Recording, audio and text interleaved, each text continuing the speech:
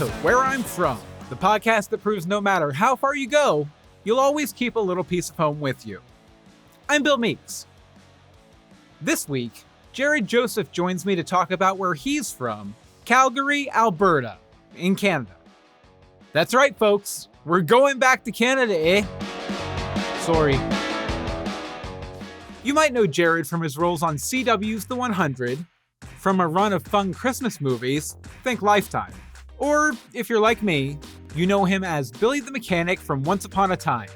You know, the human form of Gus Gus the Mouse from Cinderella. Now, I used to host a podcast dedicated to Once Upon a Time, Greetings from Storybrooke if you've heard of it, and Jarod's character became a running gag between me and my co-host that Jarod was more than happy to jump in on and have some fun with. Something just popped up here, some guy named Jerry? Jarod? I don't know, he just left a message here. We'll play it and then we'll see what's going on, okay? Listen, I think it's important that before we freak out, we just acknowledge what's happening here. This is Jarod Joseph.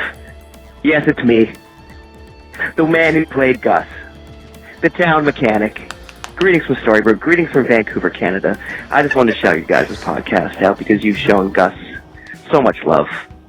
Today, I'm talking to Jarod about where he's from, Calgary.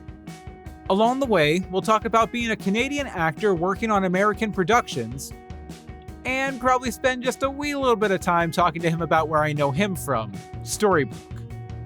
Okay, let's talk to Jarod. And I'd like to welcome to the show Jarod Joseph. How are you doing today, Jarod? I'm doing well, Bill. Good to see you again, brother. Absolutely. Like I was trying to think of the last time we talked, and I believe it was, didn't you come on and do like a commentary or like a conversation about the Keaton Batman movie on Legends of Gotham back in the day? Yeah. What was that, about 2010?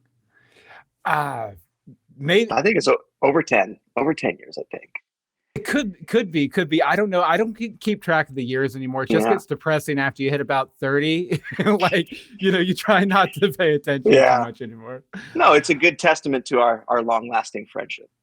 Absolutely. Let me ask you real quick, since you were a big fan of the Keaton Batman movie, what do you think of what you've seen of the Flash movie that's going to have the Keaton Batman in it in a couple months?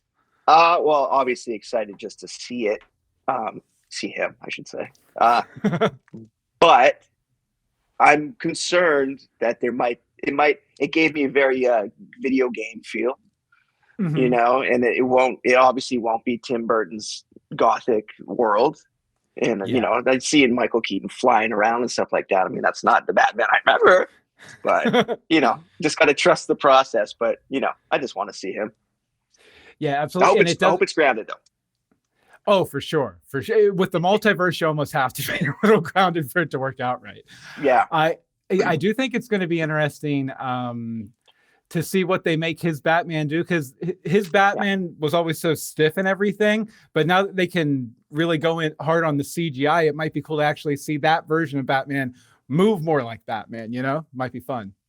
Yeah, that's the concern I have. I mean, it could be great, but it also could be a far deviation from what we loved about the Burton movies, right? It's a guy that couldn't turn his neck, just beating up. You know what I mean? I'm glad that they haven't changed that. It's just still very stiff, which I'm happy about. Yeah, it almost makes him a larger than life, almost mythic character, kind of, because he's not quite realistic as Batman anyway. Right. Okay, we're here today not to talk about DC Comics' latest movie offerings, but to talk about Calgary. Which in your conversation with me when we were getting this episode set up, you referred to it as the Texas of Canada.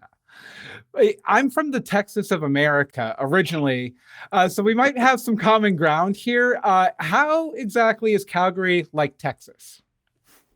Well, I mean, whether it lives up to its reputation is another issue, but that's what Canadians refer to it as, and Americans that visit.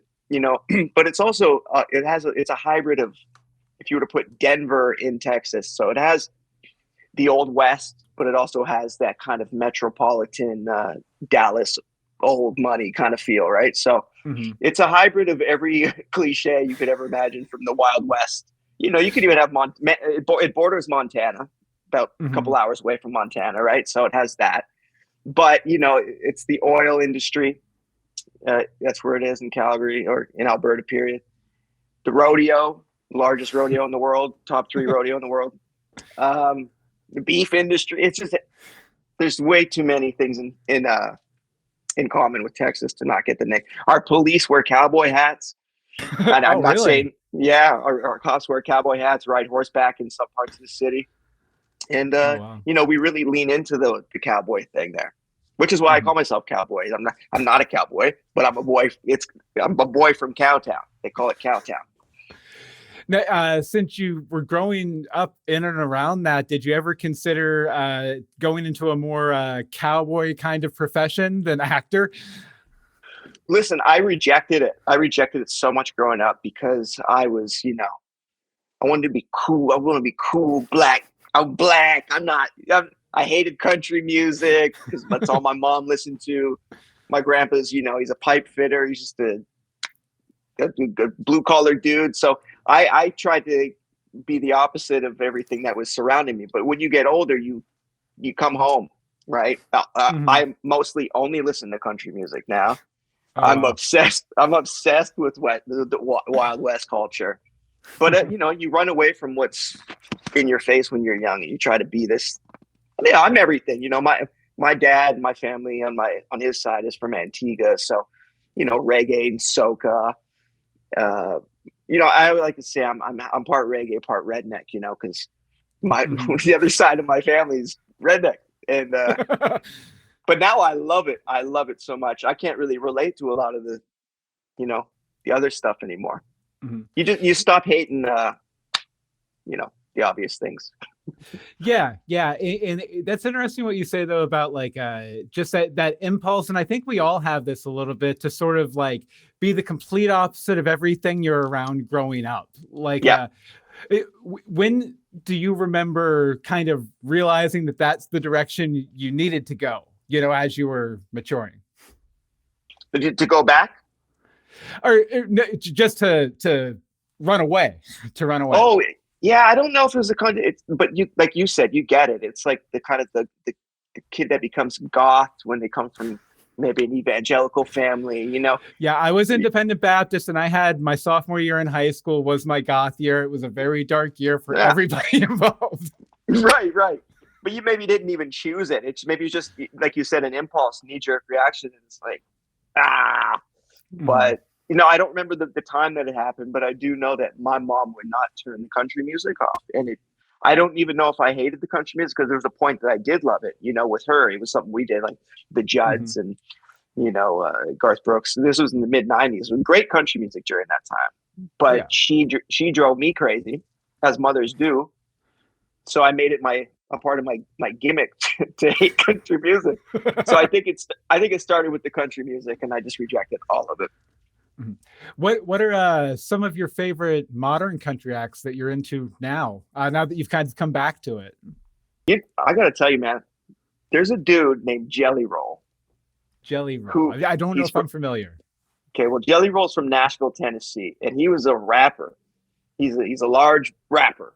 And he embraced the country thing a couple of years ago, and he has a full-on country album that just came out maybe a year or two ago. But I love Jelly Roll, and you need to listen to the song "Son of a Sinner." And I'm telling you, man, you're gonna be impressed. Yeah, I love Jelly Roll, but you know Morgan's great. But I really do end up leaning back, Morgan Wallen. I do end up moving back into my my old stuff. You know, I'm at that point in my age, right? I don't really veer too far from what I know. The era of country that you kind of came up loving and everything, I kind of missed that. Like, my parents weren't really into country, and it always just seemed a little like kind of like poppy and too polished. I like the older stuff, like the Johnny Cash, the Willie Nelson, and everything. Are you into the classics too? Yeah, I love the honky tonk too. I go bluegrass. I go far back. But you have the nostalgia thing of the songs you heard when you were young, and you're right though. It did take a pop turn, especially around the Shania Twain era and stuff like that, right? But there was some great music coming out, man. You know, but it also spurred like guys like Toby Keith and you know, like Brooks and Dunn. Mhm. I really love that stuff. Just out of curiosity, are you into Brad Paisley at all? Because he's from one of the places I'm from in West Virginia. Never got into Brad, but I'll tell you what, respect to Brad. You said again that Calgary is the Texas of Canada, but there are levels, right? Are there any bad things about Texas that you think are better in Calgary? See, Calgary's really leaned into kind of the cool thing, right? Like Austin, Texas is cool, at least in reputation. So Calgary's really leaned into that smaller culture, but it doesn't have the vastness of Dallas. But I think it's taken the best parts of Texas and kind of leaned into it, because every city or town needs its identity, right? Portland has its thing, which isn't too good these days, but Portland has its reputation. These cities need a reputation, right? So I think it's just borrowed the best things from Texas in that part of the world, really. I mean, just the South period, man. Calgary has a lot in common with Nashville as well. Has a lot in common with Denver, like I said. So to put a point on it, what are those positive things you think Calgary kind of, not necessarily cribbed from Texas, but kind of does as well or better than Texas? You know what I mean? I don't know. I think geographically we're not that close, really, but the Southern hospitality thing, in Southern Alberta, I don't know. I don't really know how to answer that. That's fair. So let me think here. What was I going to say?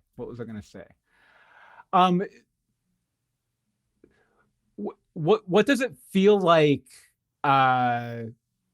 going to Texas, thinking of Calgary as, the Texas of Canada?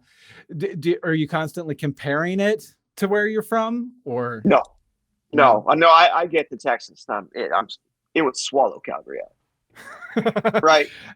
Absolutely. Yeah. And then probably shoot it because, Texas. Yeah, maybe legally. No. It's like, Texas is a country. Texas is a country, right? So, no, you get reminded of how many little similarities there are in actuality when you're in Texas, because it's Big Daddy, right? Yeah. But when you're not in Texas, you're like, oh, I think this is what maybe someone in Australia would think Texas is like. Is there a lot of cuisine crossover too? Like, is there like a barbecue scene in Calgary? Like there is barbecue? Yeah, there is. I wouldn't compare it, but I will say that we really lean into our beef thing, right? Mm-hmm. We're the beef exporter of Canada, so yeah. Obviously, beef. We go into our beef. Alberta beef. You see Alberta beef stickers on cars and stuff like that. We got the beef, and now, like I said, we're doing the Austin thing. So we're doing kind of the West kind of dive bar, super liberal dive bar that rejects the country stuff, but still wants to like mock it a little bit. You know what I mean? Yeah, the ironic country bar kind of thing. Yeah, there you go. Yeah. There's a lot of that shit going on. The stuff going on. Nice. Okay. Well, this is a question I like to ask a lot of my guests, just because I always think it's interesting, and I had a lot of that mattered to me. Were there any teachers growing up that had a sort of a profound effect on you or pointed you in a direction as far as where you went in your life from Calgary? No, the opposite. I'll tell you, there's Miss Johns, who, and listen, this was the early 90s, grade 3, so maybe 1994. I don't know why I remember this so quickly, but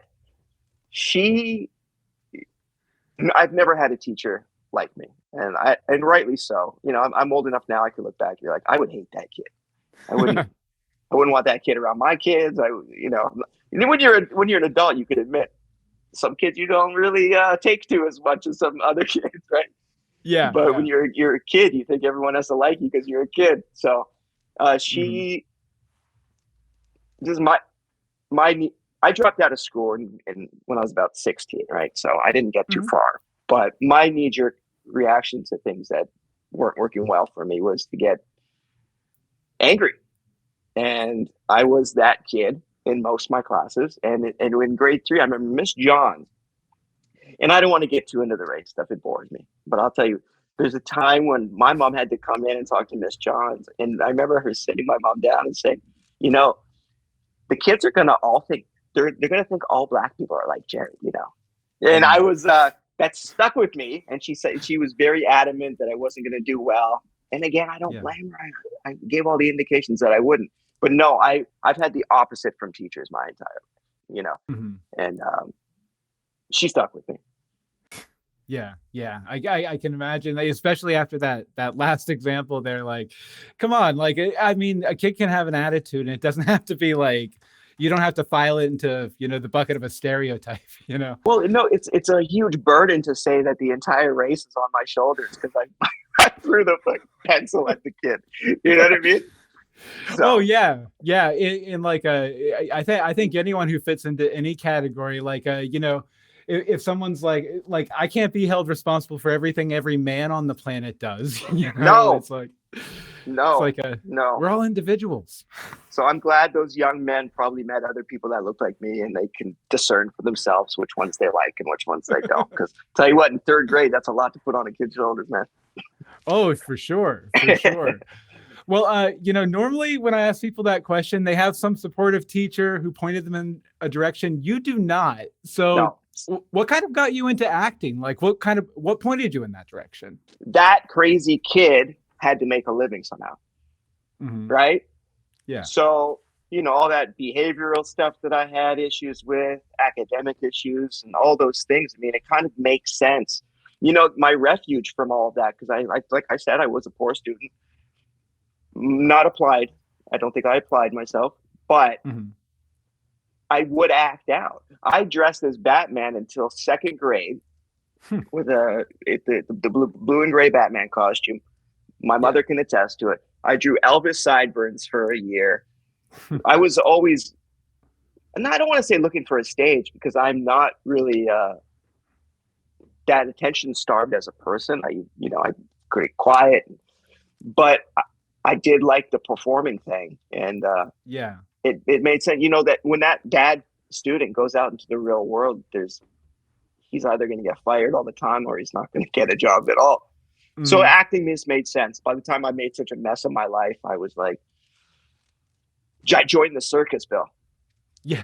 Well, it's like I'd imagine it's sort of like, you know, you're having all this strife in your personal life, and that's all attached to Jared. And with acting, you can toss on a hat and you can go have a grand adventure and you know, kind of escape all that a little bit too. No, exactly. That young boy, I'm still trying to learn him, but I believe he was looking out for something.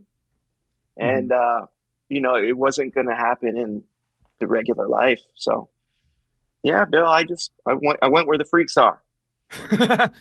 Yeah, I love how you say circus folks, because that's always what, you know, theater and acting and all that has always reminded me of. Like my dad was a magician who worked for the circus, and I always kind of imagine maybe I kind of got drawn to that lifestyle because he came from that sort of background, right. You know, where it's like, you know, it's a dysfunctional family. You're right. It is the lottery, and if the lottery and the circus had a baby, it would be it'd be this silly industry. Absolutely. So back to Calgary, we already touched a little bit on food, but what are some of your favorite local places in Calgary to eat, or were anyway, when you lived there? You know, Bill, I always want to keep it real, man. I don't want to be a phony. I haven't lived in Calgary for a long time now, and it's changed so much. It can be a place that's closed if you'd like. What? Listen, I mean, the cuisine thing wasn't really a thing for me because I was so broke, man. I'll tell you what, though, the Taco Bell by my old high school, Bishop McNally, which has since, you know what? There's a Pizza Hut there that's since turned into an Indian restaurant, but it kept the hut.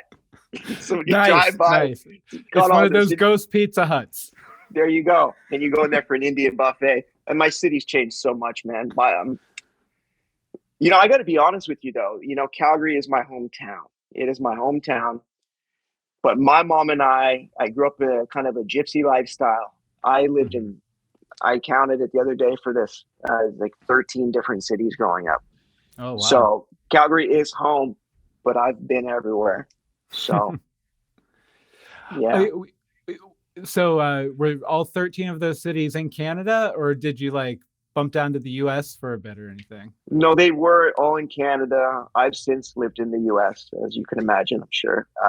But I lived in a city called Sault Ste. Marie, Ontario, which is a border town, and to Sault Ste. Marie, Michigan. So if you could stand at the duty, the customs, and you could look across, you could see Americans. It was that, like, we're talking a 3-minute bridge, right? Yeah. But that's as close. It was like the land. We would go there sometimes, but it was always like the land of freedom. We could smell your freedom. Just like shining out there across the river like a freaking like battle hymn or something. Yeah, I wanted to get out of here. But no, I've and I think that's another reason that led me to acting, is because I was such a vagabond, unstable. But Calgary's where all my family is. That's where I did most of my formative, cognitive formative years. So yeah, that's still home. As far as bouncing around, did you kind of, because I know a lot of people who have moved around a lot when they were kids, they sort of came up with like a process that they would go through when they landed in a new school to try and like quickly build cred and everything like that. Did you have a process? Well, here's the thing. Yes, a little bit. It kind of was what we talked about, where I would almost have these gimmicks. So there's the one bad thing about that kind of lifestyle is that when you start to believe everything is temporary and relationships are temporary, you believe you can almost do anything because you're like, I'm not going to be here. Who cares? So you kind of make disposable. Everything's disposable. People are disposable. And I had a tendency to make a mess of everything because I didn't have that stability in my mind. Right. So, I would kind of take on a different approach everywhere. And I got a lot of practice with people because of it. But, I was into sports, and that was always the common denominator. And the one thing to making friends was the sports route, especially if you're pretty good, people pick you. But no, the main thing was, I had a fresh start all the time. Which probably leads right back to the acting stuff, because, you were constantly kind of walking onto a new set with a new character and, yes, trying to do the best you could with the temporary family you had around, Yes, sir. Yeah, that's exactly right. All right. So, back to Calgary a little bit. I forget, did you kind of land on being an actor while you were there? And if so, was it kind of supportive for you as a young artist? Like I wasn't really, I was getting in trouble, Bill. There's no other way to say it. I was getting in trouble, and I was making dumb decisions, and I was becoming a drunk, and just getting in stuff. Right. So by the time that you've been through all of that stuff to your family and they see you that way, you go to tell them you're going to go try and be an actor. That's the best thing they could ever hear. Right. Whatever that is probably better than this, so I had no pushback from it, and I had a construction job. I was building roads, and I was making pretty good money, but I was always coming home to watch these shows. My paycheck would come and my treat would be to go to HMV, which is like a Sam, and I would get a new DVD of a new series, and then I would watch that, and then just kind of came to me. I was like, if you were to do something, what would you want to do? And it came back to, what do you like? And what industry would take you? You're a high school dropout. You live like a punk. And Hollywood was the thing that made sense. So I remember I went and I told my mom, I said, Mom, I'm gonna, when winter comes, I'm gonna go move to Vancouver and do acting. And I just remember she was like smoking. Sounds good to me, son. Just, I had no pushback. Yeah. Well, that's good though, because going into a acting career can seem pretty foolish to most people, and most people would probably try to discourage you. So that's nice that at least you didn't have any kind of roadblocks moving forward. In Canada, I mean, obviously Canada has a great entertainment industry all its own and everything, but a lot of people think of America more as like the film industry. Did you sort of come up with a plan of attack to try and get in there, get into some American productions, or were you just focused on like, trying to get a series on, I don't know, CTV or something? Well, Vancouver is the only city in all of Canada that doesn't snow. So my first incentive was to get away from winter. I got to also say, Calgary has the Chinook winds, so the winters aren't as bad. Everybody look up Chinook winds if you're interested in that. But there's another city called Edmonton, which borders it, and that is freezing cold. So I was done. I was done with the Alberta weather, man. So it was kind of this thing. Even if it doesn't work out for me, I'm going to be warm. Yeah. No, but the plan of attack was I had a friend named Carlos who lived in Alberta, but he's originally from Vancouver. And he was always talking about Vancouver. He said, there's really no. When I told him I wanted to be an actor, he said, there's no black people in Vancouver. There is no, and there still isn't. Which, and I was like, okay, if I go there and I do this and I'm half good, I mean, I might be able to corner a market. You know what I mean? So the plan of attack, and we can't just go to America and live there and work there. It's not that easy, right? I've since had visas and stuff like that, but I would have loved to have gone straight to California, but it's probably better that I didn't, since the industry is a lot smaller here, and more opportunity. Yeah, and the great thing is, everybody thinks Canada's productions and all these stuff. These are American shows, right? Like these are city. We're simulating American cities. I mean, Vancouver is Seattle, Boston, Los Angeles, weird mishmash. It could be anything. But but that's the thing that excited me was it might be a good way to start. Absolutely. And I'm sure we'll talk a little bit more about that and some of the roles you've had later. But for now, let's go back to your comparison of Calgary to Texas a little bit. Sure. Because you mentioned a love for the Calgary Stampede, an annual rodeo which bills itself as the greatest outdoor show on earth. So why don't you give a little bit more detail and color about the Calgary Stampede, and then maybe tell me your first memory of the Calgary Stampede. Stampede, I guess you would understand it as the state fair on steroids.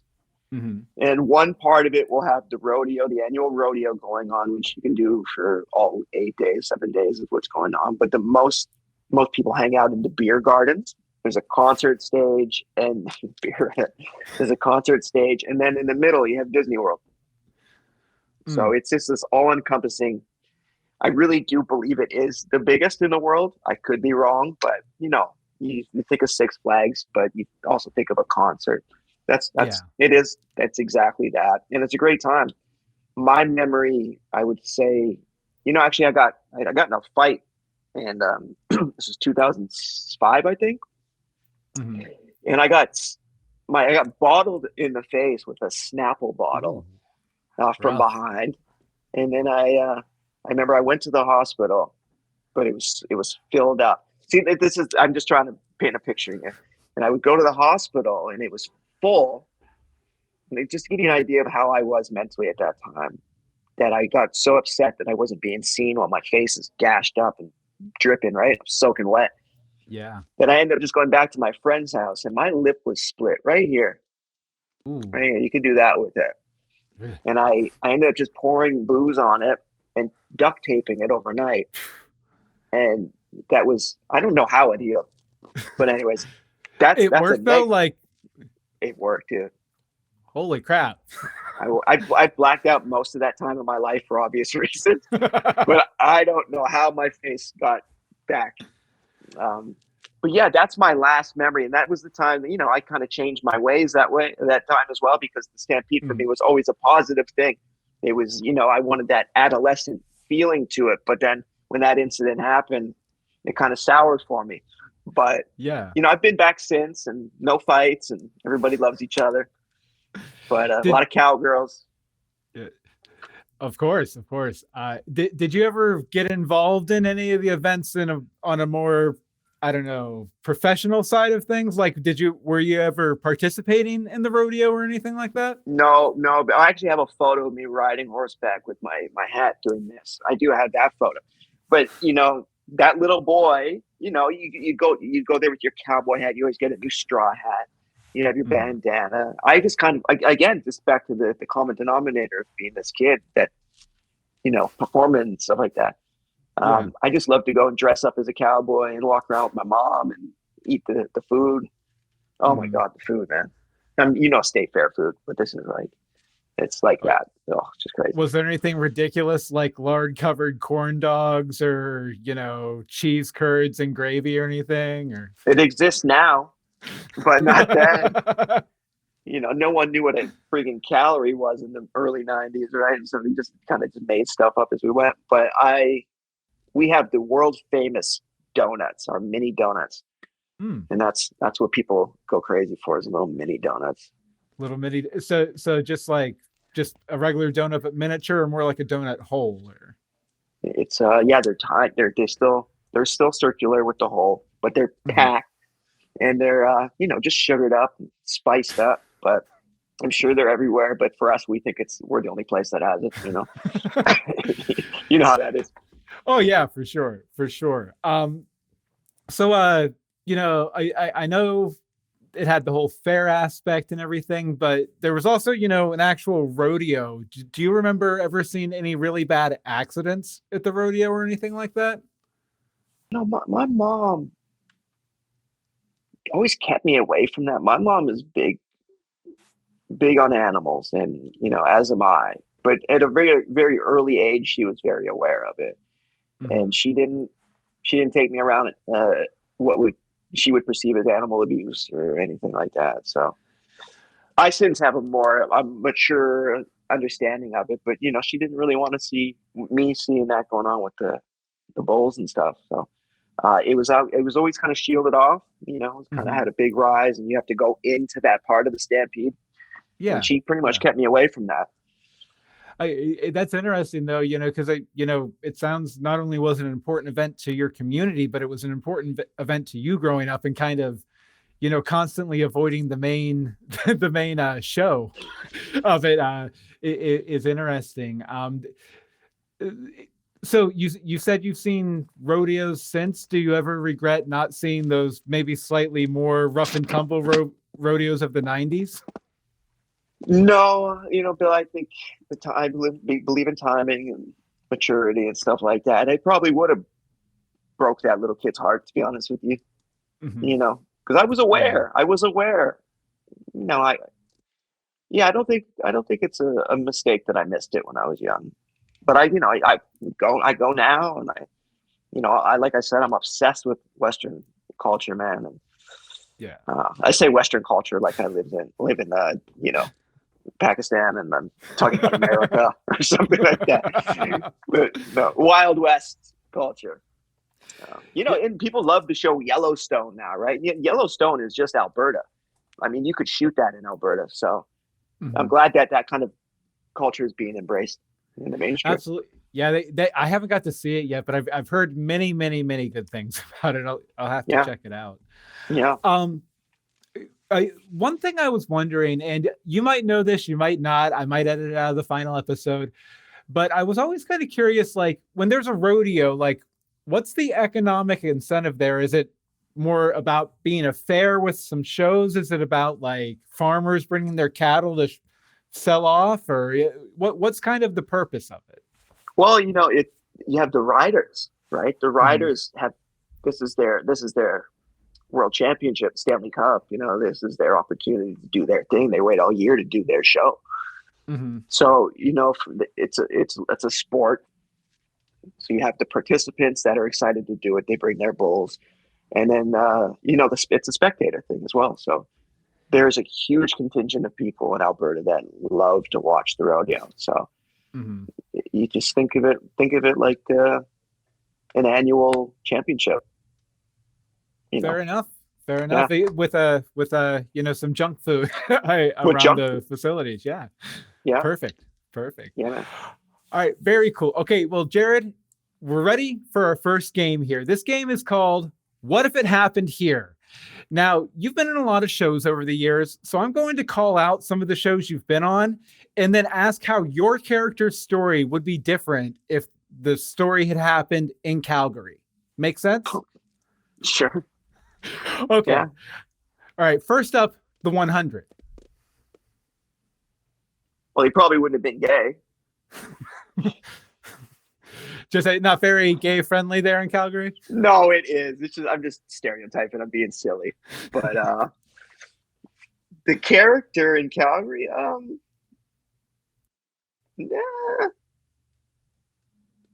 yeah, I don't know. He'd be better on horseback. More used to it. More used to it. Yeah. Wouldn't Nice. be All right. Yeah. Okay, this one I found on your IMDb. It tickled me pink, so I have to ask. Marley and Me, the puppy years. Oh my gosh. What are you doing to me, man? You know, I don't know. I'll tell you what. I used to wear pink. There's a rapper named Cameron, and there was a males wearing pink movement in hip hop for a few years. I'm sure you know. Mhm. But that outfit that I wore in that thing was a pink jumper with a backwards pink hat, and I dressed like that. So I probably have more in common with that stupid character than I'd like to imagine. So in this case, it might as well have been set in Calgary. Got it. That's the same guy. It's the same dude in 2004. Okay, Arrow. Arrow. So this character was set in Calgary. Mm-hmm. Yeah. Well, you can go ahead and expand. You can say the whole show's set in Calgary if you want to. Okay. I would say that Oliver Queen would wear a cowboy hat. Mm-hmm. He wouldn't be as Bruce Wayne. You know what I mean? He wouldn't be as Bruce Wayne. He'd be more J.R. Ewing. Yeah. Probably still wear the leather though. Oh, the uniform would stay the same, but Oliver Queen in daily life would be a fake rich billionaire cowboy. He'd be an oil baron. He'd be an oil baron, exactly. Yeah. Thank you for that. Okay, this one I believe is a little more recent. I sorry, Jarod, I haven't seen it. The Christmas Checklist. That was basically shot in Calgary. Oh, okay. We shot it yet. No, listen, they do these films.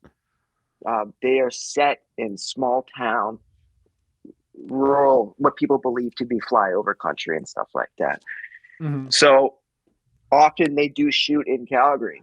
So what you're seeing in that movie can mirror culturally exactly almost to a T what small town Alberta would look like. So it's not a far deviation. Nice. That seems to be a common thread here. It seems like a lot of your fictional lives are pretty close to your actual life. Pretty close. I mean, Calgary can double as most American cities. Like I said, it could double as Nashville. So there's not a lot to Calgary that geographically you'd be like to be like, we have the Calgary Tower, but we don't have the Santa Monica Pier and stuff like that. It's Calgary looks like America and Calgary looks like Canada. So it's not a big deviation. Just have to shoot it at the right angle. No, exactly. Okay. And I believe this might have been either the first or one of the most prolific first entries I saw on your IMDb page. And I don't know anything about it, so you can say anything here. Coded. Oh, that's great. I don't know if this is right for the game, but I'll tell you what, I played a teacher in that the teacher I always dreamed of having to take me aside and be like, hey, buddy, you have to think beyond the next 15 minutes when you make decisions, right? You have to stop punching the walls. I got to play that teacher that I always wish I had. Oh, so, nice. Yeah, I think about that young boy in Calgary. I portrayed it that way as well. I approached it that way, being like, what would young Jarod been like to have heard? So if you want a little more insight into Jarod the person, go watch how Jarod the actor played that part a little bit, probably. Yeah, absolutely. Nice. You can look at the worst kid in that show worst kid in that show. And you could also look at the teacher, and you'll see both. Yeah, for sure. Nice. Okay, and this last one here, I'm going to ask you to keep it very specific to the character, because this is the character that connected us. Billy the Mechanic / Gus Gus on Once Upon a Time.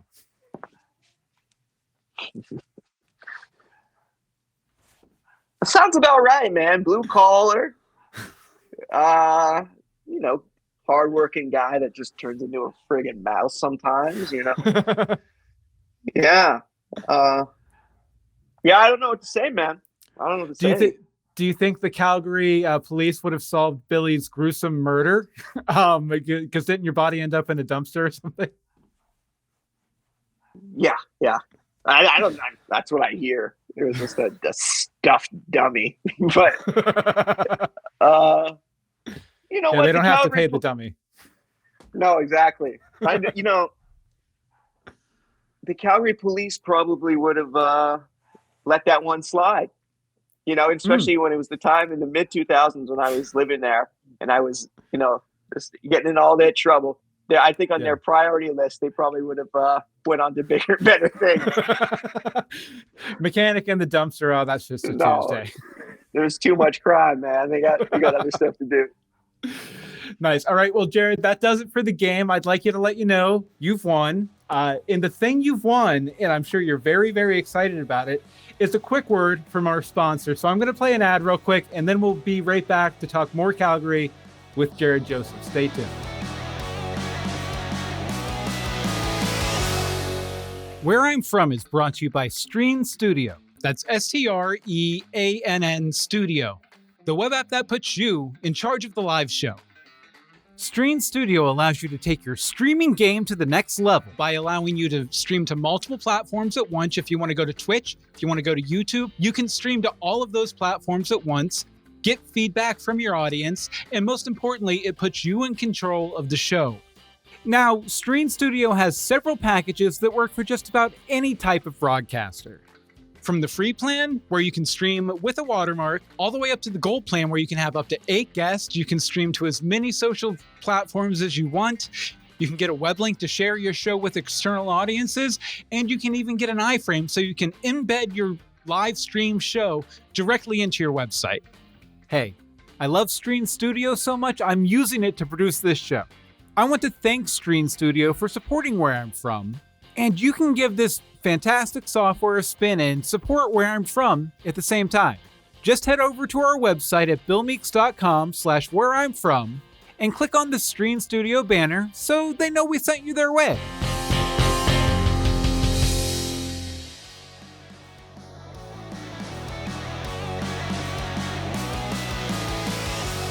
And we want to thank Streen Studio for sponsoring Where I'm From. Now, Jarod, I'm currently living in Los Angeles, so I can't walk down the street without running into an aspiring actor. So I kind of get how it goes here, but what is it like being a working actor in Canada? It's a great question, because I've talked to my agent about this many times, and a lot of actors in Canada, let's put it this way. The Canadian industry is viewed as the service industry, which means like the hard work has been done in California a lot of the times. And then you have your journeyman here, right? And I don't mean that in a bad way, but you have these things you have to fill, these positions you have to fill. So we're not really the place that designs the template. We help with it. And so yeah, by the time it gets here, I mean, the casting process is probably 90% done. And that's the big difference. So as an actor, you're almost forced to become this jack of all trades, because you never know what kind of production is going to come here. And you have to have a little bit of everything. Whereas in the US, you can position yourself and you can be, I'm going to go this kind of route, I'm going to be this kind of actor. But in Vancouver, you don't have that choice, because there's nothing to do. You got to go out for this thing or go out for that thing. You might not be great at it, but you have to do it. So I would say that's a huge difference. And it's the one thing that I wish we could change in some ways. You can design a plan with your managers and your agents, say, this is how I see things going. It's what I want to do. But you don't really have that luxury here, and it kind of sucks. Yeah, you can strategize, where in Canada you kind Yeah, of gotta take what you can get a little bit, that's right? right. Yeah, and I think that a lot of people miss opportunities that way because they could be amazing for a certain kind of thing, but the thing doesn't come. So Mhm. So how does obviously COVID probably changed things a little bit, but how does casting work in Canada versus here in LA, where they just call you down to the office one day, or is it basically the same kind of thing? um, everything's virtual now. Mhm. So which is a great thing for a couple. For about I spent about a year living in London because of that, and like every actor's dreamt of the opportunity to kind of live where they want to live Yeah, and pursue this. Right? We're not beholden to LA or Vancouver, right? Um, yeah, everything's digital. I mean, we all digital work, virtual, uh, right? digital's probably better. Digital's probably Is better. it? Okay, yeah. Yeah. It's that. And we do our Mhm. self tapes. I do my self tape right here on this wall. I send it Mhm. off. It's that, and I really, anybody that has nerves going into audition rooms is like thanking God right now, right? But yeah, So that's how it's changed. I don't know. I have done one or two of the auditions where you just film yourself, and it's ironic because here I am talking to a camera right now, but for some reason it's just like when it's just me and the camera, I get more nervous than if there was like a person there, because you're not getting any feedback. Like you don't know if you're doing Oh, well or not. yeah, and it's completely disingenuous, right? It's such an authentic process, right? You're in a Mhm. scene with four people and you're by yourself in your house. You got your eye line here, here, here. You got nothing to feed off of, right? So it's like a different skill. And I know I'm not someone who loves the audition process. And I know people that are great auditioners and are not good auditioners and not great, vice versa. But Mhm. yeah, I know it's a very bizarre, it's a skill in itself to audition. Absolutely, absolutely. So up there in Canada, do you ever try out for Canadian only productions, or do you just try and focus on the Hollywood stuff that kind of floats up there? I would say the majority of things I've done have been American productions, right? You know, Mhm. for the most part, anything anyone's ever seen me in has been an American production. But Yeah, or oh, go go ahead. ahead. I've got to work on some Canadian things over the years, but for the first 3 quarters of my career, I didn't do one. Were there any Canadian shows you like growing up, or anything that you always wanted to get on that you never had the Oh my, opportunity to? Or oh my goodness gracious, man! I was a huge Degrassi fan. that's Uh, kind of what I was thinking when I asked the question. of course, loved it, and I actually got to meet a lot of. I became friends with a couple of the folks from that show, which is a dream come true, Nice. Uh, but I loved Kids in the Hall, Hmm. SCTV. Oh my gosh, man. We've had great things come out of Canada for sure. Now you have Letterkenny and you have, obviously Trailer Park Boys. Oh yes, specifically in the comedy space, Canada. There's a higher concentration of comedians in Canada than there really seems to have any right to be. Like Oh, it's for just like sure, dude. so many legends. Schitt's Creek. Yeah, yeah, yeah. The I don't levies. know I don't know how we birth all of these great, even someone like Ryan Reynolds, who is hilarious, right? Hmm. And Hmm. he has his own very sarcastic brand of humor. Matthew Perry from Friends. Like we've had funny people over the years that aren't even stand-up comics. Jim Carrey speaks for himself, but Yeah. there's a lot of sneaky funny people that have come out of here. Yeah, even your musicians are funny. One thing, my favorite band's Bare Naked Ladies, and one of my favorite things about going to see their shows is they'll do like improv songs throughout the show. Like they'll just make it up on the spot Yeah, about the venue or something crazy happening in the audience or whatever. Everyone's yeah, a comedy. comedian in Canada. Comedy is a huge part of their identity too. Yeah. Do you think there's anything in the Canadian experience that makes people gravitate towards comedy? I think there's a levity with Canadians. It borders on passivity as well. Hmm. People think Canadians are nice. I would say Canadians are kind, but I don't know. There's a difference between nice and kind, in my opinion. Yeah. Um, we have that identity, and it's largely true. I got to say, people don't stress, and there's not a hardness with Canadians that I experience in the US. And I don't think that's a bad thing. You guys, Constitution, you protect yourself, you know what you got your boundaries, right? The Canadians won't really enforce their boundaries as much. So there's a lot, you can birth a silliness can come out of that levity. Yeah, just I guess that all just boils down to, not taking yourself too seriously. For sure. Yeah, we're silly people, almost to a fault. We're silly people. Nice. Okay, so I did want to ask, I already mentioned it a couple times earlier in the episode. We got to know each other because you played Gus Gus on Once Upon a Time, and I hosted a podcast about Once Upon a Time called Greetings from Storybrooke.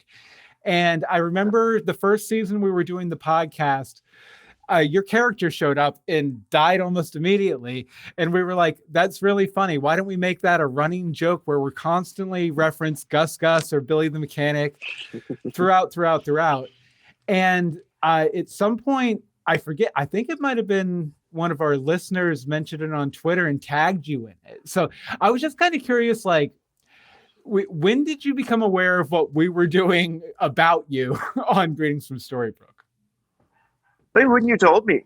Okay. I mean, then I could see it, obviously, but yeah, because I felt so inconsequential to that show, I didn't think about the show that much.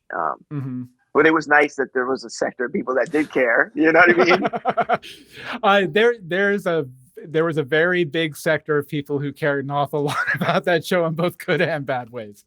Well, such an experience that was, because I don't know what it is with my career, but I've lucked out where I've gone on for an episode and stayed for 8 years. You know what I mean? And that was a similar thing too. I think there was just one day she needed a love interest for this.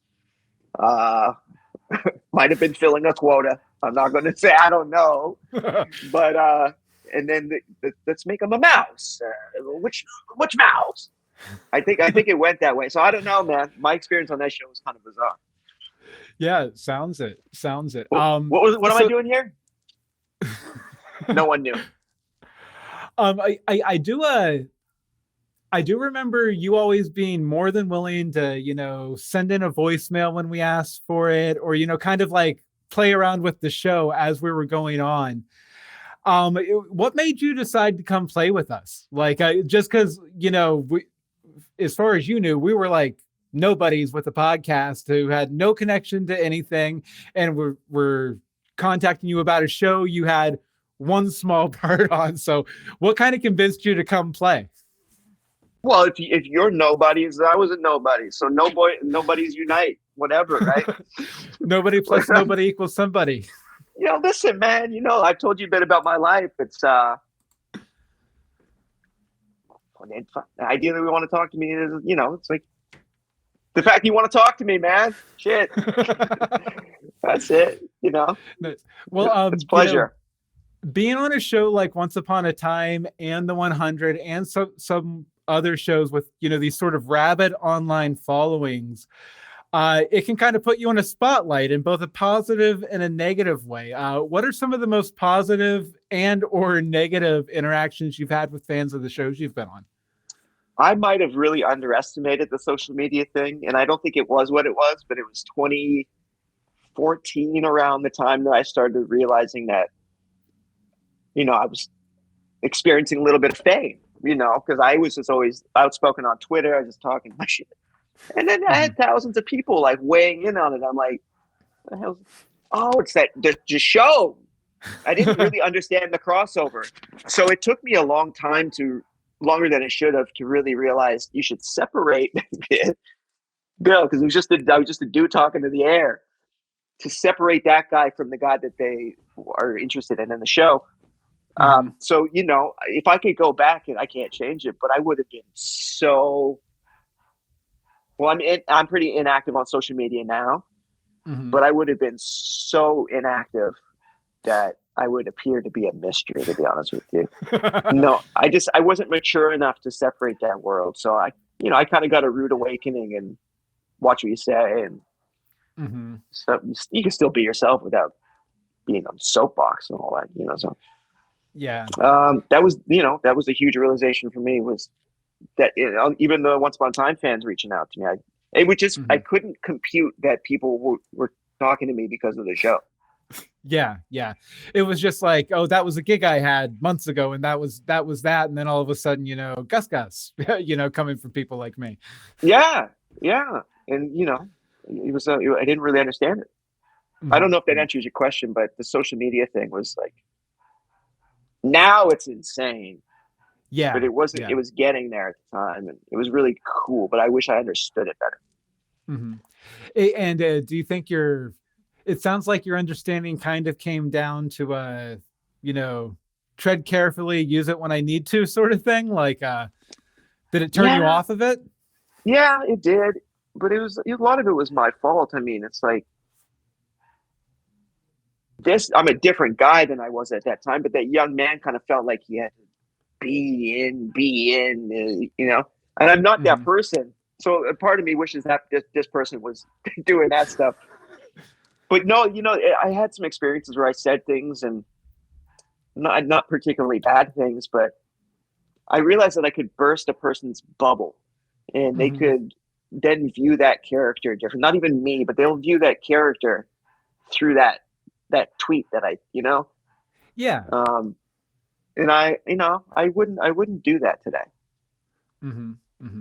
Yeah, that's a balance, because you're an actor, you want to be in the spotlight, you want people to know you, but if they feel like they know you too much, then it can get complicated. And I don't want to mess it up for people, Yeah. And I don't want it messed up for me. How many actors have talked over the last 6 years that I cannot stand now?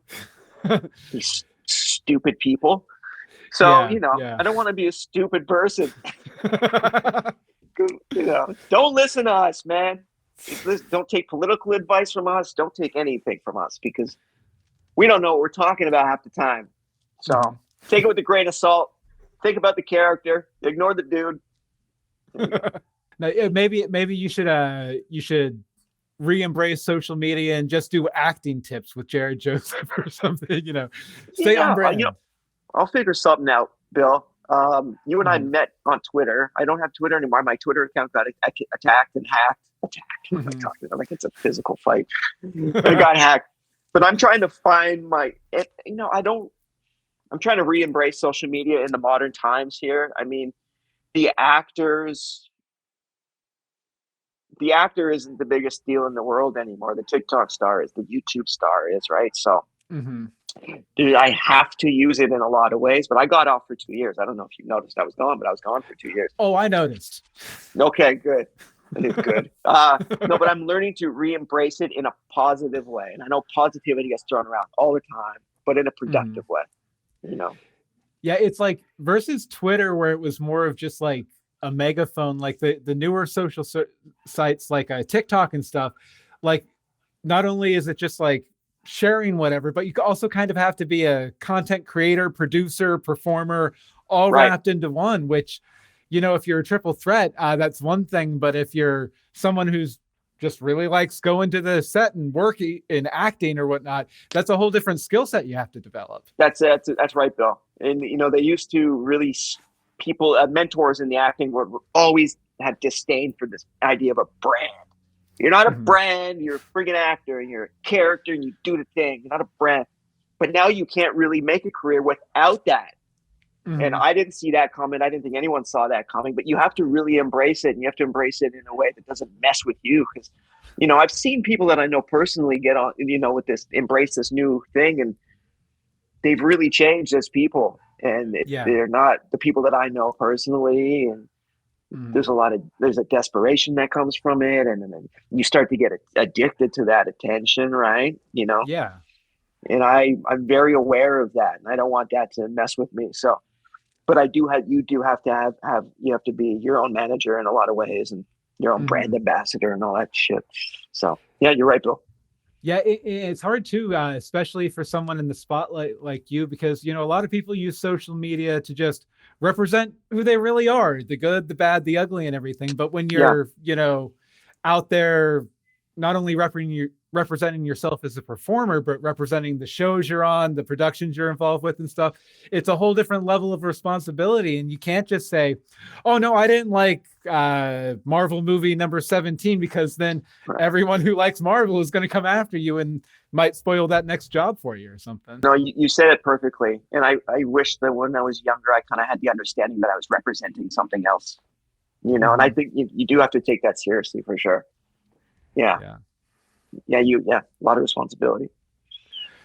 Good thing most people in Hollywood all have the same friggin' opinion, right? Makes it easy. Just copy and paste the other post. Copy and paste. What is dear leader? What is our movement? Okay. Perfect. Click, Insert. click, click. Done. Yeah. Nice. All right, Jarod. Well, it's time for our next game. This game, it's one of my favorites. Most people like it too. It's called Wheel of Anecdotes. So what I'm going to do is I'm going to give you a suggestion based on your hometown of Calgary. Your challenge is to respond with a short anecdote from your hometown. The shorter, the better. Make sense? Yeah, sure. Okay. So the first word on the Wheel of Anecdotes is hobby. Hockey? Hobby. Hobby. Am I doing this right when I say hockey? Oh, hockey is your hobby. Yeah. Perfect. Yeah. So you played hockey? Oh yeah. Yeah, it was my first love. Mm-hmm. First love. It was the one, it was the one thing that I really leaned into that was healthy. Okay, Calgary Tower. Not tall. Not tall? It is the love child of the Seattle Space Needle and the CN Tower in Toronto. It's not big. It looks great. It looks great in photographs. But it's our tower, man. Yeah. How tall, out of curiosity and for trivia for people listening, do you know how tall it is? Well, there was a time where the CN Tower was the largest freestanding building in the world. This is in Toronto, obviously. Mm-hmm. I would say Toronto, the CN Tower is maybe, or the Calgary Tower is maybe not even a quarter of that. So I can't paint the picture. It's not even close to the Sears Tower, nothing like that, But it's, looks great in photos, but it's not massive. The Calgary Tower, aka Skyscraper Junior. There you go. Yeah, mini CN Tower. Nice. Okay, and this one might hit or not. We'll see. Olympics. Yeah, 1988. Yeah. That was, if anyone's ever seen the movie Cool Runnings, that was based on the Calgary Olympics. The Jamaican bobsled team. But, were what do you want to know?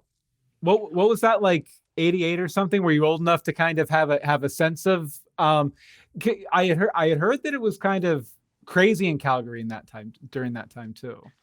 It was, man. I think there's a lot of babies were made. A lot of people born in '89. I was a little too young to really comprehend it. The first Olympics that I was cognizant of watching was the 1994 Lillehammer Games, and that's when I fell in love with every Olympics. And I didn't even know until about 1995 that we had the Olympics. Because, I didn't even know because I was 3. Right? I was 3. One of those things like, oh man, I missed it, but I probably couldn't have understood it anyway. No, that's right. Yeah. I might have been there. I don't even know if my mom took me. I don't know. I got no memory of the 1988 Olympics. I do remember the Calgary stuff, the Calgary Flames Stanley Cup win in '89. No, I'll tell you that. I remember that. Horrified. My mother's face when I came back from getting a bottle in the face. I don't know. Nice. Okay, just a couple more here. The Calgary Flames. Oh, my heart and soul. That's my heart and soul, man. Nice. Yeah, my true first love. What was the first game you ever went to? It wasn't really about going to the games for my poor family, but the thing was my grandfather and I, my mother's dad, we would watch Hockey Night in Canada every Saturday. The Flames weren't on every Saturday, but we would watch a game every week. We would try every week, and watching hockey with him was, that was like being at the game for me. It was him and I was synonymous with him. So Very nice. Very nice. yeah. And last but not least, snow. Because I think of Canada, I think of snow. I've learned to love it, man. I love it. In Vancouver, like I said, it just rains. If you could think of Seattle's weather, it just rains. But Calgary has the snow, and I ran so far away from it when I was young. But I pray for it now. I pray for a Christmas with snow. Mm-hmm.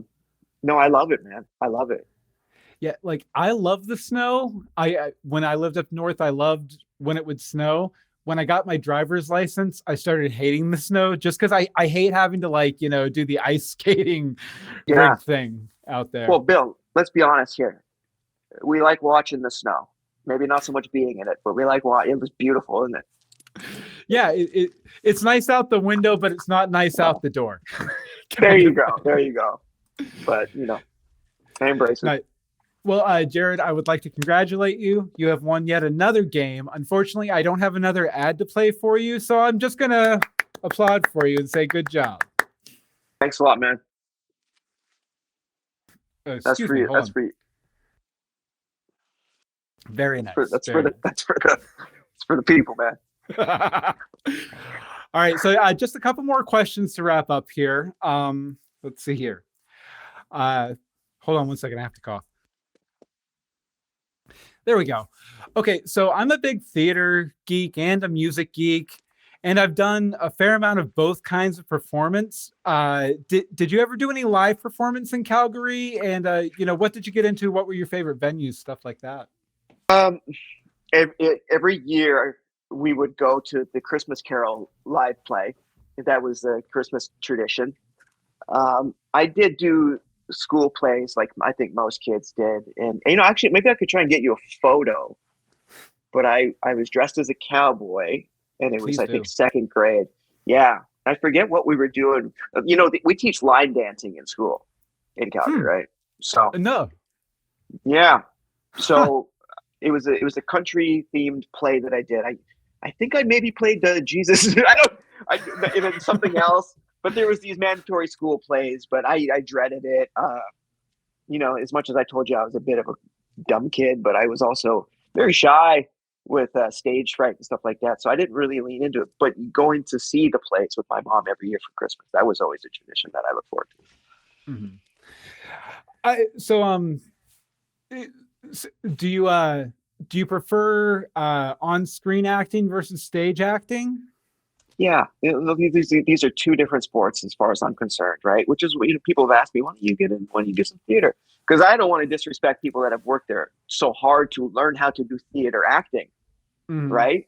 Just like it's an adjustment for them to come onto TV and bring it down, right? It's not a skill set that I've developed, but I respect it for sure.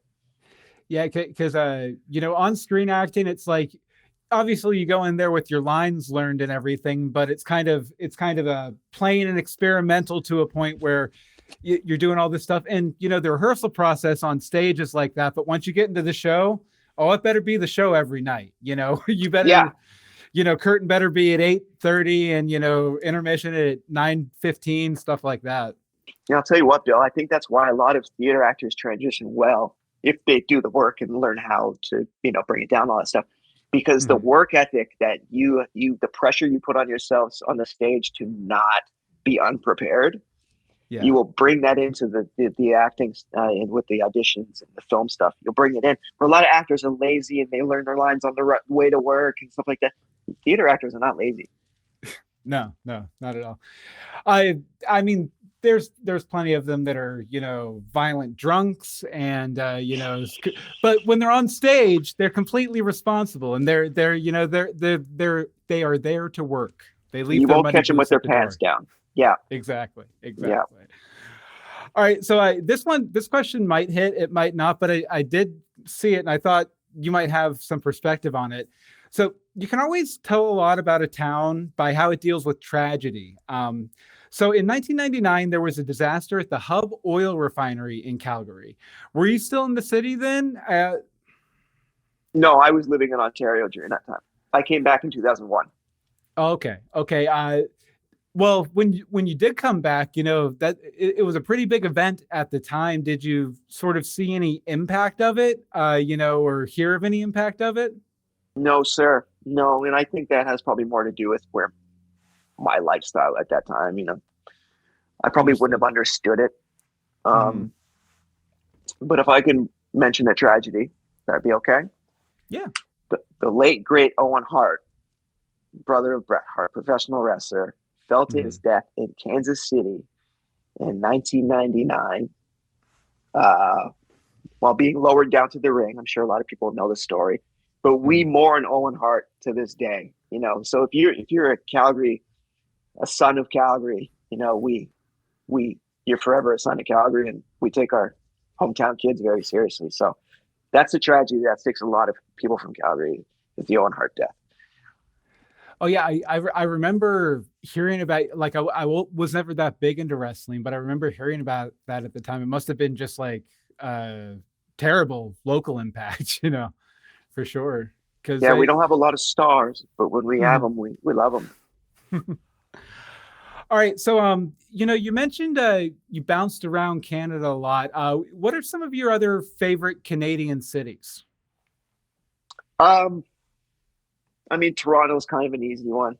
It's kind of the big daddy, right? I've had this crazy life, but I also have such fondness of like time periods. All of my life is broken into these little chunks of time. So, I did half of high school in Toronto, or outside of Toronto, about 45 minutes outside. Toronto sticks out. Like I said, living in Sault Ste. Marie, right by the Michigan border, sticks out. I spent time, I lived with my mother, and I actually lived in BC for a short period of time in a women's shelter. I lived in a women's shelter with my mother. I was the only boy there. Oh, wow. And I that's when I got into skateboarding. It was 94, 93, 94. I was really into grunge music. And so when I hear those songs, I was like that black kid with the skateboard and the grunge. And, I can kind of piece it up like that, And I think that's cool, almost like a photo book in my head of eras. Yeah. But Toronto and Calgary are my cities. Your two. Those are my two. Yeah. Okay, so I think you mentioned earlier that you have been back to Calgary on occasion. What kind of strikes you or shocks you the most when you go back, like as far as what's changed? Oh, it's so big now, dude. Oh, there are highways and freeways that were not there when I was there. There's entire neighborhoods that didn't exist that now exist. It's pretty cool. And all of my friends that I grew up with, they're dads, man, and they got 3 kids. They got these lives, and they don't live anywhere near the neighborhood that we grew up. And I think that's so cool that they bought these houses and these suburbs and stuff like that. So it's a very different place. Trucks everywhere. Vancouver's so green. You only see Teslas and Toyotas here. You go back there, it's like every second vehicle is a pickup truck. I love seeing that difference. And it's largely looks the same, feels different. Yeah. Nice. All right, Jarod. Well, I think that about wraps it up for what I have to ask you about today. Sure. If people want to, check you out and follow you past this episode, where can they check you out, besides the random Lifetime Christmas movie? The Hallmark Christmas movie. Hallmark. No, okay, or the CBC Christmas movie. No, when I'm not doing a Christmas movie, I'm not on the internet, but you can check me out. I have an Instagram account still. What's going on with me? I started training MMA, so I'm doing that. Fun. Yeah, but that if you want to reach me there. I'll get back to you. But be forewarned. I don't do much. So get a hold of you if we want to learn about MMA. Otherwise, we'll probably see you at Christmas. Yeah, exactly. Yeah, don't ask me about MMA. So basically, you could ask me about Christmas movies, and then by the time I answer you, you'll have seen the Christmas movie. That's basically how it's going these days. So Perfect. Yeah. All right, Jarod, well, I want to thank you so much again for joining us today. Now, for you guys out there watching and listening to the show, if you like the show, please consider going over to Apple Podcasts or wherever you get a podcast and leaving us an honest review to help get the word out about the show. You'll find all the links to everywhere you can find the show at billmeeks.com/whereimfrom, all one word. You can also watch us record the show live over at youtube.com/@BillMeeksLA. And if you want to respond to what Jarod said, or if you want to share some memories from where you're from, you can go ahead and shoot me an email, bill@billmeeks.com. Well, that does it for this week. Join us next time when I talk to somebody else about where they're from. See you soon.